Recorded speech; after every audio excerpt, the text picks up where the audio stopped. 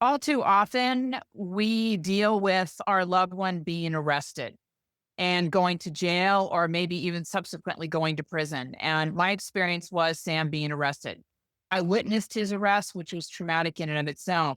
But then the following weeks, waiting for him to come out of drug psychosis, who do I talk to in jail? And so there are so many layers to this whole jail thing. One is you can't quite believe that your son or daughter or person that you love is in jail if it's the first time. So it's super surreal and really, I think for me, I didn't have to deal with the shame part of it because I've been on this journey for a long enough time. But I do think there are a lot of people that really do need to grapple with the shame of having somebody in jail or prison. And that's one thing. But what I want to say first off is, you know, you need to figure out like, who do I talk to at the prison or jail that your loved one is at? So you can check on them and then figure out like how do you send them money so they can call you. I did an interview today. One of the things that he spoke about, which was really very poignant, is the fact that write to your loved ones while they're in jail or in prison for sure, is because they need a lifeline. They need to know that somebody outside of this hell loves them and cares about them. And it really is jaw dropping, I believe, how inhumane we treat people that are in jail, whether it's just inside the institution itself sometimes, or it's the judgments that we have about somebody being in jail. So, again, I'm going to really strongly encourage you to kind of check yourself at the door if this happens to you and be very careful about who you surround yourself with.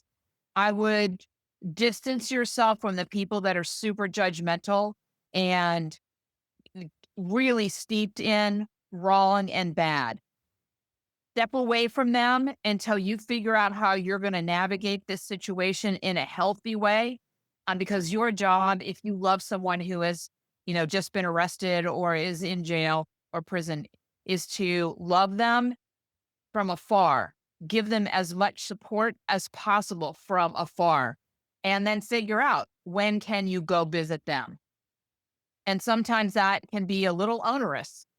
There were only very short, tight windows of time where I could go visit Sam.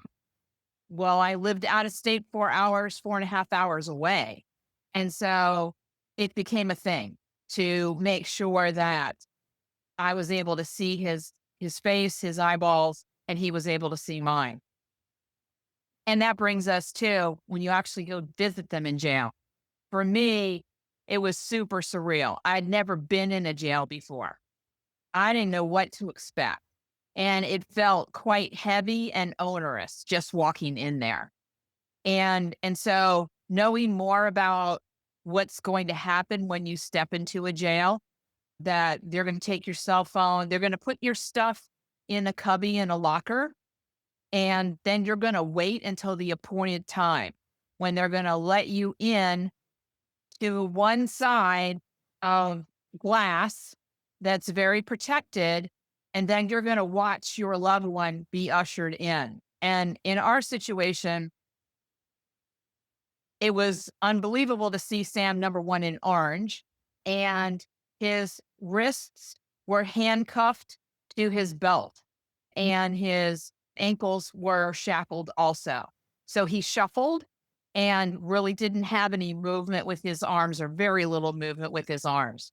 And this is someone who, when they're not in addiction mode, is kind and gentle and, just somebody that you would want to be friends with.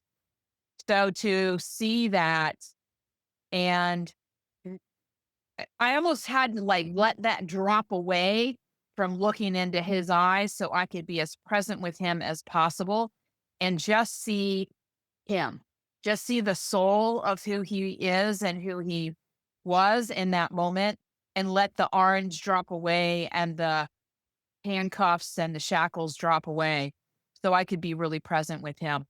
And then the aftermath of saying goodbye, which is super tough. to leave somebody that you love in a circumstance that is super hard. And they're navigating the best way they know how, but you have to walk away. And so, do what you need to do for yourself when you leave the facility. If you need to cry and boo-hoo and let it all out, do that. Let the emotions move through you, release them.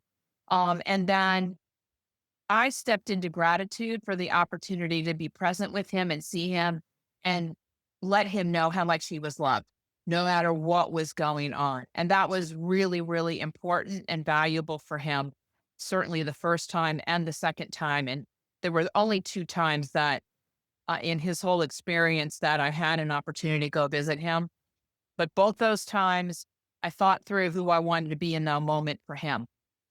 Who do you want to be in the moment for the loved one that you're looking at on the other side of glass? And take care of yourself. So do this in a way that you will be proud of yourself and you will support your loved one in the midst of a really tough situation. Think it through.